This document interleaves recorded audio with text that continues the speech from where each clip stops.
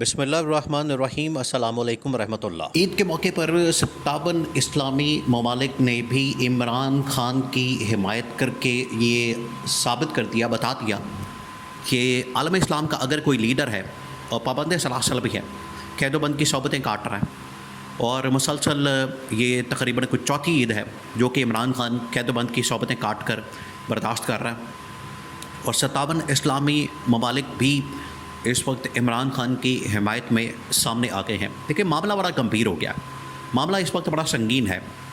دو تین چیزیں ہیں جس کی وجہ سے آج 57 اسلامی ممالک نے اس موقع پر، اس عید کے موقع پر یہ آواز اٹھائی، ان کی جانب سے یہ بات کی گئی، ان کو یہ اندازہ ہے، ان کو یہ پتہ ہے کہ یہ معاملہ اٹھانا اور اس پر بات کرنا کتنا ضروری ہو گیا، وقت کی ضرورت ہے۔ دو تین پیچھے اس کے ایشوز ہیں۔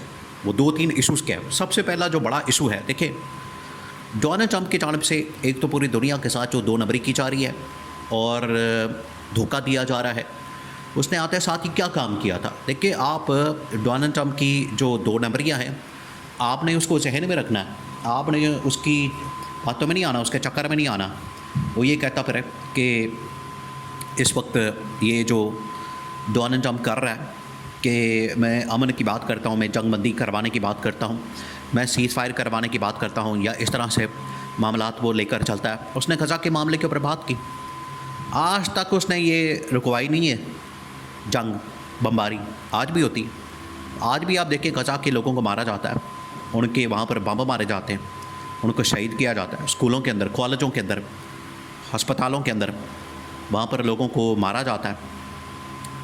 ڈونلڈ ٹرمپ یہ دو نمبری جو ہے وہ ٹرمپ کے ساتھ بھی کر رہا ہے۔ تو ڈونلڈ ٹرمپ کی جانب سے یہ جو دو نمبری ہے وہ عالم اسلام کے ساتھ کی جا رہی ہے۔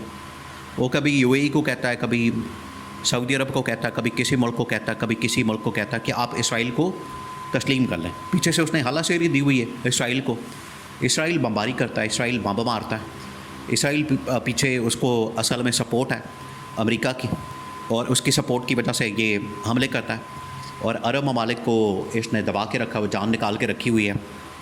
حل کوئی نہیں، سلوشن کوئی نہیں۔ دوسرا مسئلہ یہ ہے کہ اس وقت نریندر مودی کو تیار کیا جا رہا ہے۔ دیکھیں، یہ اس وقت عالم اسلام کے اوپر حملہ آور ہونے کے لیے وہاں سے عرب ممالک کے اوپر اسرائیل کے ذریعے سے حملہ، وہ ایران کو، سعودی عرب کو، قطر، کویت، عمان، شام، عراق، لبنان، مصر، یہ تمام کے تمام ممالک، یہ تمام اسلامی ممالک ہیں، عرب ممالک، اسلامی ممالک، ان کی بڑی اہمیت ہے۔ ادھر یہ جو اس وقت خطہ ہے جہاں پر پاکستان ہے، پاکستان، افغانستان، پھر اس کے بعد یہ بنگلہ دیش، اور ساتھ اس کے اور یہ جو غیر اسلامی ممالک ہیں، اس میں چین ہے، بھوٹان ہے، پھر اس کے بعد سری لنکا، مالدیپ وغیرہ، ادھر ملیشیا، انڈونیشیا وغیرہ، یہاں پر تیار کیا جا رہا ہے انڈیا کو۔ اب گیم بہت بڑی ہو رہی ہے، گیم بہت بڑی ہے۔ یہ اس وجہ سے آج عمران خان کی ضرورت پڑ گئی ہے، کیونکہ گیم بہت بڑی ہے۔ 57 اسلامی ممالک OIC، ان کو پتہ لگ گیا ہے، ان کو اس چیز کا اندازہ ہے کہ اتنی بڑی گیم کھیلی جا رہی ہے، معاملہ بہت بڑا کھول دیا گیا ہے۔ اس کے لیے ہمیں جس طرح سے مسئلہ بڑا ہو جائے تو پھر کسی بڑے آدمی کی ضرورت پڑ جاتی ہے، مسئلہ بڑا ہو جائے تو بڑی شخصیت کی ضرورت پڑ جاتی ہے تاکہ وہ اس کا کوئی حل نکالے، مسئلے کو کوئی سالو کرے۔ عالمی سطح کے اوپر اب ایک بہت بڑا مسئلہ کھل گیا، بہت بڑا ایشو آ گیا۔ ایشو یہ آیا، مسئلہ یہ آیا کہ اب 57 اسلامی ممالک نے دیکھا ہے کہ ادھر مشرق کی سائڈ سے بھی اسلام کے اوپر حملہ، عالم اسلام کے اوپر، اسلامی ممالک کے اوپر، ادھر مغرب کی سائڈ سے بھی، یعنی ادھر اسرائیل کی جانب سے، امریکہ کی جانب سے، برطانوی طاقتوں کی جانب سے، وہ ترکی کے اوپر اور جتنی سینٹرل ایشین ریاستیں ہیں ان کے اوپر حملہ آور ہونے کے لیے تیار ہیں۔ اب یہ بہت بڑا ایشو بن گیا۔ تو یہ عید کا بڑا زبردست موقع ہے۔